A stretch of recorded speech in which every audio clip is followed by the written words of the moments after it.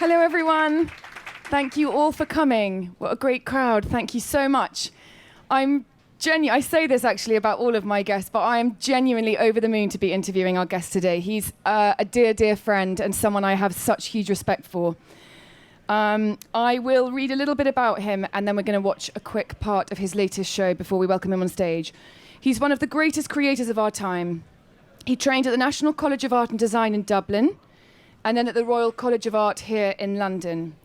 Since then, he has become the most famous hat maker in the world. His designs have appeared on catwalks, in magazines, in films, and in museums all over the world, and they have also won him numerous awards. They're also worn by fashion icons and cultural legends all over the world, from Grace Jones, Sarah Jessica Parker, Naomi Campbell, Madonna, Boy George, the late Isabella Blow. I could go on. Not forgetting members of many of the world's royal families. Before I welcome him on stage, we're going to take a look at the first half of his recent show, which he held here in London. I met her in Grace Jones' dressing room when she was... What I love about pop music is that one year she was in London supporting the Pussycat Dolls with two backing singers singing to a backing track, and then 1 year later she was playing to 50,000 people. And she came to see a show. I was art directing Grace Jones' concert tour a few years ago, and Lady Gaga came to the show in the Roundhouse, and then she came to her dressing room, and then she washed her feet. She washed Grace Jones' feet. Lady Gaga washed Grace Jones' feet. Well, she's just a huge Grace Jones fan, but Grace Jones doesn't believe her, so it's just... Did Grace ask her to wash the feet, or that was a form of... I don't really... I think she was just very happy to... She was just thrilled to meet Grace. Okay. Meeting Grace is like meeting God. I have met Grace with you, and I would agree with that. She is extraordinary and has an incredible presence. How did you start with Grace? Grace and you have known each other for a long time. Yeah, I mean, Grace... I have this... First time I went to New York when I was 22, let's start from the beginning. Met this woman... I'd never been to New York before, and America was a mythical place to me when I was growing up, because we grew up on Irish television. We had lots of American TV shows. So when I went to New York, I thought, my God, this is going to be amazing. And it was an event that I was doing at Bergdorf Goodman, and I thought it was going to attract like these incredibly elegant American women. And what I didn't realize is that I actually attracted the crazies. But at the end, this is very elegant woman turned up, and she took me out and looked after me for 3 days and gave me her limousine for 3 days. Nice. And then at the end of the whole experience, she said something very strange to me. And she said, "Now listen, when she was after the 3 days and we'd been hanging out, she said, listen, my best friend is Grace Jones, but I'm not going to introduce you to her because she'll clear you out." And so I didn't really understand what she meant by that. And now I know what she means. What does she mean? She bought everything. But Grace likes... Every hat. She likes to possess everything. Okay. Yeah. Okay. So you went on to make a lot of hats for Grace, not only for her shows and her performances, but really just for her sitting at home. Yes, it's just that she's a very interesting artist, and she's a kind of an unsung... she's very well respected, but she is hugely talented, and... I saw her when we first met her. After about 10 years, I met her then, and she took us to Amsterdam for the weekend, and she was performing in this arena, and I saw her direct her backing dances. Does anybody know the song "Warm Leatherette"? You know the song "Warm Leatherette"? And so it's one of her famous songs. A few. Okay, and so I saw her direct her new dancer I saw her on stage. I was standing at the side of the stage, and I saw her going "Warm, not yet" to the dancer Leatherette, and I thought, wow, that's hard to do that. So she's really good. She's an incredible, extraordinary person. Well, she's an alien. She's extraordinary. But that seems to be a theme in your life, that you have these extraordinary people, not necessarily just women, but you do have these extraordinary women, and there's something about hats that brings out the extraordinary, and what you create is extraordinary. So let's talk about Lady Gaga in a minute, because I actually want to go back to where you began, because you're one of eight children. You grew up in Ireland in County Galway. And you, I think I remember rightly that you found feathers from chickens, and that was your first sort of foray into hat making was with the chicken feathers. Am I right? Yes. Well, my mum had chickens and pheasants and geese and all things feathered. So Okay. I grew up with all those kind of And things. you lived opposite a church, so were you influenced by the wedding guests that arrived? Yes, I sort of I went to weddings as a pastime as a child. So I wasn't invited to the weddings. I just went to the weddings because I just thought this is incredible. All these people are all dressed up, and Who needs somebody's X in Factor? white, and they look amazing. And Yeah. and so I still, over the years, I've had an opportunity to work with the most incredible designers and the most talented designers in the world. But I still think that those wedding dresses that I saw when I was 6 were better. But of course they Wow. weren't. But when you're 6, you think everything's incredible. You do. I mean, well, yeah, it's obviously had a huge influence on you.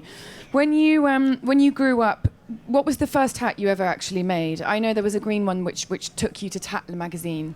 But what was the first hat you ever actually created with your own hands? First hat that there was a market in Dublin near the college where I went to called Francis Street Market, I think it was, and it was really a sort of, now when you think of a sort of clothes market somewhere, you think of somewhere quite kind of, but this was really a little bit rough, and there was just lots of clothes piled up in the middle of this space, and I found this kind of old straw hat, and I took the straw hat apart, and I made a hat. I had to go with some kitchen utensils and a kettle with steam, and then I told my tutor, who was English at the college, and I said, oh, I've made a hat, and she said, well, I'd like to see it, can you bring it in? And so I brought it in, and she bought it. So I thought, okay, that's a result. That's a result. And she was an artist, and she wore it to her exhibition in London, so it was kind of a good start. But I just thought, okay, maybe I'll. And you went to the Royal College of Art, and they actually didn't have a millinery course at the time. They had a course in the 60s, and then they set up a course later. Okay. So that's when you really, really started really, really kind of going for it. Yes. And then you left the Royal College of Art. Well, I studied fashion design. Oh, you studied fashion design? Yes, so it's helped me to work with, because I work with fashion designers. And so I studied fashion design for years. Yeah. And then I... do you miss that? Have you ever been tempted to go and do more? I'm so happy I'm not making clothes. Why? It's a nightmare. No, I mean couture clothes for people, it's a nightmare. A lot of work. Yeah, it's a lot of work. Seasonal. But that is what I was work. interested in. But then I had a tutor at the Royal College who I loved and believed everything she said. And so one day I said to her, shall I make clothes or shall I make hats? And she said, make hats. And I said, why? And she said, because no one's making hats. So I said, okay. And then I made hats.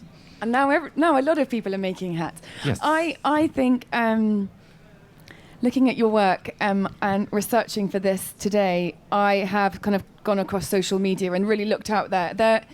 There are a huge number of hat makers out there, and a lot of them reference your work, and a lot of them are in Australia. Yeah. There's a lot of hat makers in Australia. There's a lot of hat makers in America. I don't know if there's And that in many in Ireland. Russia and China yet. Oh, they're everywhere. Are they? I mean,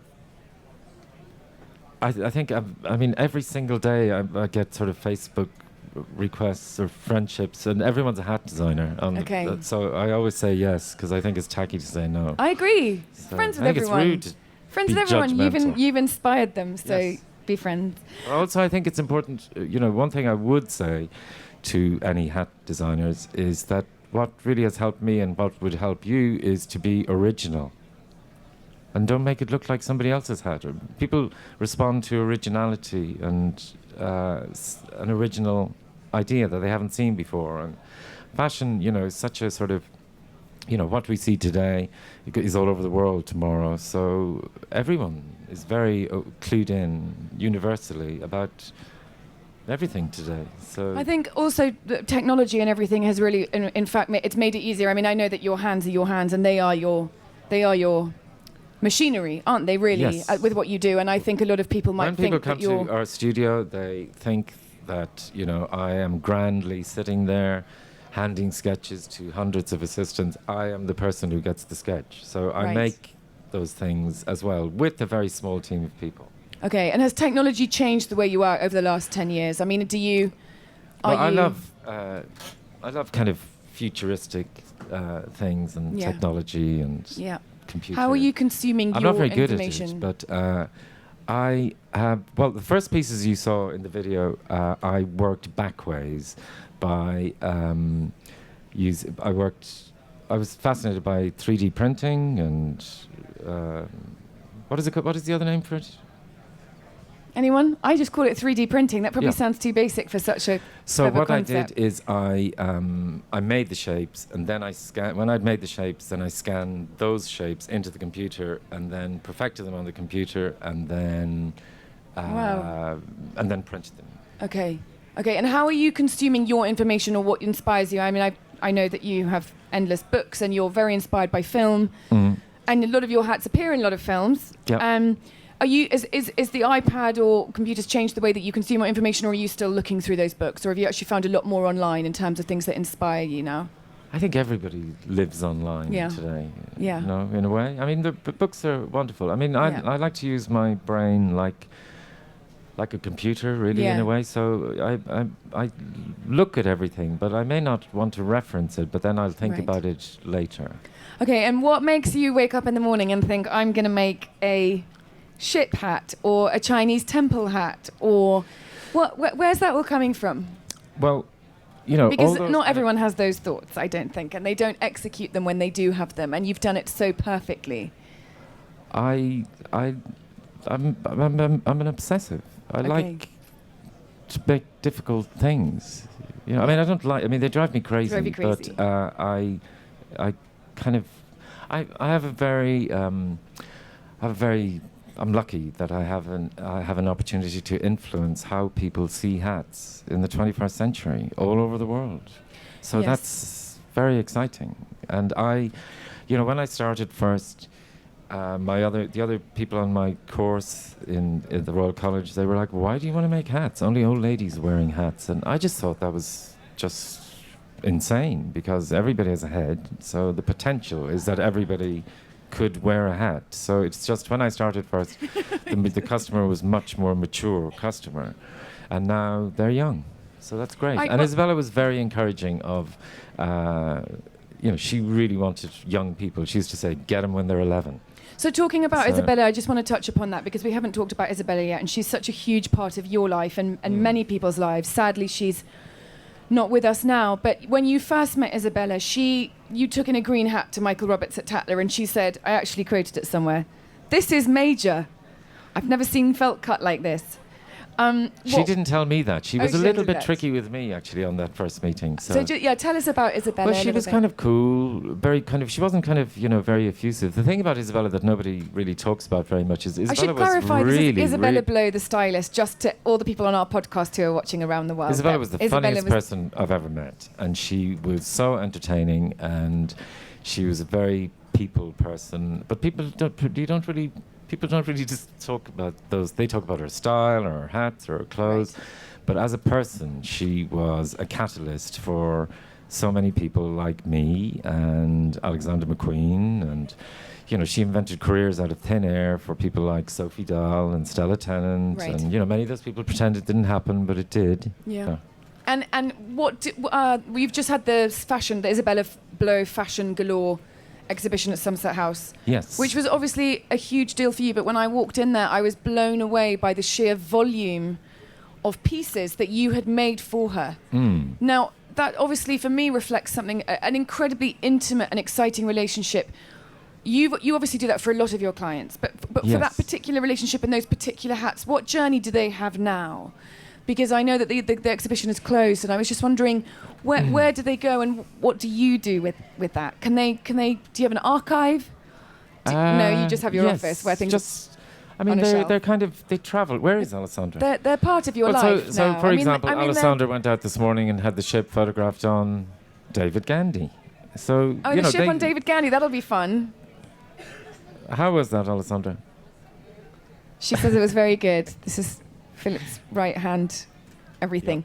Okay, so they Well, so they the so they have a process journey, of but I how want to all make sure those you hats- look after them, and they're Well, are they not going I- around the world? No, they Okay. sort of they, Isabella really, Isabella used to come and say, I keep meeting people. They want to know, where I'm going, or one time I met her in a hotel in Los Angeles, and she said, everyone I meet in this hotel, they keep saying, where's the party? Because everybody thought she was going to a party because she was dressed up. But Isabella dressed like this on the tube. It's very easy for people to, dress like this when they've got 6 security guards and a big limousine. But when you're on the bus or on the tube, it's slightly different. I mean, she didn't really think, she didn't have a problem with that. And she always got a good response. But she was fearless. And most people in fashion are filled with fear. And Isabella was fearless. Right. So, Isabella had the ability to, at a Paris catwalk, at a Paris runway show where the tent is a black tent, there's 4,000 people dressed in black, and then there's one person who's not dressed in black, who, when the outfit comes down the runway that she likes, can clap on her own in front of everybody while everybody else is silent. That takes balls. And Isabella had a lot of balls. She also was, not afraid to say people when she talk about loved them as kind of something. sad people or that Right. tragic, like her and Alexander McQueen. They were the least tragic people I've ever met in my life. They were full of life. That's what's strange about what's happened. Yeah. But they were, life enhancers. They weren't sad people. How did you actually meet Alexander McQueen? And can you just talk a little bit about your relationship, your working relationship with him? Well, we kind of hated each other to begin with because Isabella had a new kind of boyfriend, as far as I was concerned. And so, and he was, quite a different character when I met him. He was quite, he was quite, aggressive, basically, when I met him first. But he ended up being a very, very sweet person. And you collaborated with him, or would I say collaborated, or Yes. you made hats for his shows? yeah. You did more than that, really. Yeah. For how many years? For all his For all. years. Okay. Yeah, and I would work at the hats with Katie England, his stylist. He would never know what the hat would look like. And then I would get to the show on Eurostar about an hour before the show. And then when I'd get there, he'd say, okay, let's see him. And then we'd open the boxes and he'd behave like a child on Christmas morning. So I'm not surprised what you created. It was well, you unbelievable. couldn't really turn up with, he was such an exceptionally talented person that I couldn't turn up with a bad hat. It had to be something unbelievable. Otherwise, he'd be disappointed. And the idea of I think the idea of disappointing people spurs you on to do good things. To do better. Isabella didn't insist on all those. I mean, she did insist on all the hats. She drove me absolutely crazy about all those hats, but in a very kind, very sweet way. She'd call all day long until she'd explained how important it was, what she was going to. She wouldn't annoy you with it, but she'd fill you with fear and what you were taking on, and she would expect so much from it that you couldn't let her down. So it had to be something special. And Isabella's idea of a hat was always a very difficult brief. It always had to be something that had never been seen before, a new technique that nobody else had invented, and no one had ever seen anything like it. So, it was like a tall order every few days. Tall order. So she pushed you. I remember hearing that you'd made her a hat. She wanted it so big, and you said it's too big, and she went, make it, and then she couldn't actually get through the door to get to the party. Yes. When she got to the party, she couldn't fit in the door, and then she came to me the next time, and she said, listen, next time you're going to decide on the proportions. Right. So, and she had to maneuver the party sideways. All around the room. Bless her. God bless her. When you're let's talk, Izzy, Alexander McQueen, the creative process, these people are coming with an idea, and they're obviously all perfectionists. But it's important to like them. Okay, well If you don't like them, then you don't. Then you don't do it. It So doesn't someone work. like Sarah Jessica Parker or Madonna, who wore your amazing thing at the Super Bowl, are they coming to you with a telephone call just saying, make it? Or actually, also want to ask you, Sarah Jessica Parker is a different. Sarah Jessica Parker at the Met Ball, I want to talk about that as amazing Yeah, she's a headpiece. different kind of person. She is. She's a wonderful, wonderful person. and a very nice person.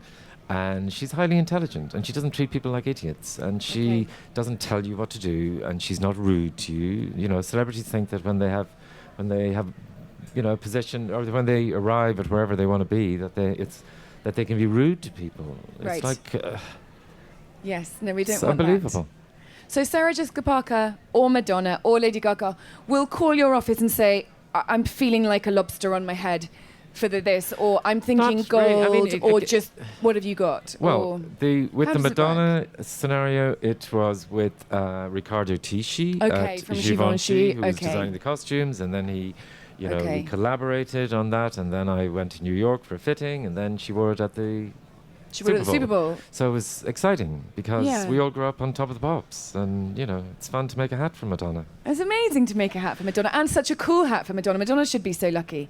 But some people are exceptionally nice, like Sarah Jessica Parker. Right. That's why everybody, that's why some people, everybody likes them. They don't know why they like them, but they have a light. Like, that's why everybody likes David Beckham, because he's just the nicest person, really, in real life. He's just incredible. Yeah. So it's just, that they have a light. Kate Talking Moss, the same thing. Everyone loves these certain people, but Yeah. why? Why does everyone love them? It's just they have something special. Something special, and you seem to attract very special people. That's because you're very special without sounding too sycophantic. I wanted to ask you quickly about talking of it's David hard. Beckham. It's quite a. It's a tough brief always. It's never no, simple. it's a major working with brief. these And I people. was going to say something about wearing a hat. There's something about this paradox of don't look at me, but don't look at me. That's what you feel in a hat, and I think that you have to Yes. be. There's a real thing of it being a mask, but it's also an incredible show, an incredible kind of show of ego. So, if anything's too out of Not control, really, actually. No? It's actually. I know all the most famous hat wearers in the world, and many of those people are very shy people, and they gain their strength Right. from wearing something like Isabella. Yeah. Got her power from the hat. Right. Hats are empowering for women. Yes. They make women feel like But women. They paradoxically, make them would feel you good. agree that there's something that you can also hide behind the hat? Absolutely, yeah. So some people are hiding behind the hat. They're Yeah. not, they're not show-offs. No. I mean, entertainers have to be. They are a different, you can't say Madonna or Lady Gaga are not show-offs. They are. Okay, let's talking That's about a show. show-offs. Talking about show-offs, I have to open up for Q&A in a minute. We're going out of time. Tell us about this Michael Jackson show that you did, because I don't know if everyone realizes these were the real clothes that Michael Jackson owned, which Philip managed to get from auction before they went to auction. Well, I have a friend in LA. A few years ago, when Isabella was alive, she decided one weekend that she and I were going to buy Marilyn Monroe's fake eyelashes from an auction house in Los Angeles, and the auction was happening tomorrow, so I thought that was a great idea. So I called up the auction house, and the guy who answered the phone happened to come from near where I came from, so he gave me a paddle, because you can't really do that. So, but at like $40,000, we didn't have $4,000 between us, don't mind $40,000, but I did meet these guys, and they do celebrity auctions like Cher's house, or they sold called? Neverland. I They're called met them. Julian's Auction Julian's, House. yeah, lovely And people. they're very, very nice guys. And one time when I was in Los Angeles, I saw them, and Darren, who works there, he said, I've just flown to Middle America yesterday to collect Michael Jackson's glove, and I was like, wow, Michael Jackson's glove. Michael Jackson's glove is like, it's like the holy grail of showbiz entertainment. And so when I started on this African show, I called him up and I said, Darren, you wouldn't happen to have a glove that you're auctioning? He said, well, actually, I've got all his clothes. We're selling them in December. So he said, would you like them? And I said, yeah. Amazing. And then he couldn't understand why. And then I met the designer who made the clothes, and he couldn't understand why I wanted these clothes for my show. And I was like, but, these are pop relics. And they were, we lived with them in Battersea. We had a strong room built for them. Do you have to have security guards and stuff? We all nearly had to have security guards, but fortunately, we just couldn't afford security guard, 24-hour security. But we did have them for about 6 weeks in a vaulted room. Okay. But our studio is haunted, so everyone was a little intimidated Little going worried. there anyway. And did they have a kind of Yes. weird energy, these They had the clothes? most unbelievable energy. And, you know, I've seen costume clothes before, and I remember I wasn't there when the clothes arrived, and, you know, I'd ordered all these hangers and rails because I had a lot of respect for the clothes because these were his armor that he performed to the world in. And Did you try them on for yourself? I definitely didn't try them on, and I wouldn't let anybody else try them on either because I thought it was disrespectful to him. Not even the Thriller jacket? Nothing, because I was just so thrilled to have all the clothes. Okay. But you know, clothes were like, you know, bits of magic. Amazing. And now Yes. they've been auctioned off, and they're obviously been bought by separate different people around the world. They've actually been bought by Gaga. Oh, I didn't know that, Yeah, really? so she saw them at the show. Oh, that's and then amazing. she did a lot of shopping at the auction. And so they were Wow. thrilled because suddenly they had, you know, she spent like £1 million. So, and this is all from your show. So how did Lady Gaga get involved with your show? Because I know that was quite a... She Well, wanted to come. She I pestered work you with to her come. and I like her. Yes. And I went to see her in Twickenham. Was it Twickenham, Alessandra, we went to? And The no, O2. No, it was in Twickenham. Okay. And so I went to see her afterwards, backstage, and she said, "Oh, I'd like to come and see your show, but I want to come and see your show like this." So I said, "Okay." And then she wanted to wear Isabella's burqa, and then... Right, so the pink burqa we saw in the beginning was originally made for Isabella. Yeah. Yes. So, but you know, the world needs peacocks. They need peacocks. And, you know, Isabella, you know, Lady Gaga is like child of Isabella vibe. Yes. And they're Yes. very sweet. She's a very, very sweet person. Really, really lovely person. And many of her other contemporaries are horrible, but she's wonderful. Okay, good. Right. Well, we're running out of time, annoyingly. I'm gonna open up for audience Q&A. We've got time for maybe 3 or 4 really quick questions. Yeah, hi, my name's Latouche. Hi. I just want to know, what's the best and worst advice you've ever been given? The best and worst. Well, the best was make hats. And the worst advice, I don't really listen to bad advice, really. I mean, I just wouldn't process it, really. I mean, people, you have to, you know, within you know what's right and wrong. Okay. Thank you. At the front. A technical question. Yes. When you made the very sculptural hats for the African show, you Yes. said you made them out of something to start off with, then had them scanned and then made in 3D. Not all of How them. did you? Just 3. Yeah, what did you make them out of originally? Spartray. So Spartray is like, you know, Spartray to hat maker is like flour to a baker. It's like a material that... What is it? I don't know what it is. It's a material that has a specific property that has a wonderful bias that you can mold with and make shapes with. Okay. So it's what we do everything in. Okay. Do you want to... Okay. Front, please. Mackenzie MacArthur, nice to meet you. Hi. I think, like you said, one of the biggest stumps to creativity for young designers is fear, this Mhm. element of fear. What advice do you have for young designers to overcome this kind of fear of what is going to be said or what people are going to think? Because Yes, at the end everyone's of very the- fearful. Fashion runs on fear. Everybody's afraid to say what they really think because everybody's sucking up to advertisers, no? And it's a tricky one. I think just be fearless, or don't be so worried about what anybody else thinks, or it's very difficult to sort of explain. Just, you know, make good work that's quality and well made, and you know, that's really what it's all about, because you're making something that's supposed to inspire people to think about it as something as beautiful. And if it's not beautiful, if it doesn't look beautiful, then it's not going to...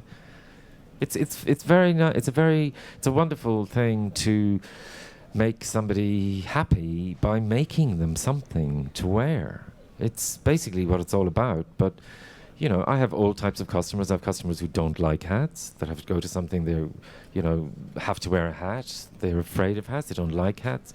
So sometimes it's fun to, you know, change that person's mind about, make them look great in a hat. So, you know, you have to find your own way of, it's a form of expression. Did that Okay. answer that? Thank you. Right, we've got time for one more. Do you want to pick? Hi. Hi. Do you ever struggle with creative blocks? And if so, how do you overcome them? Every day. Of course.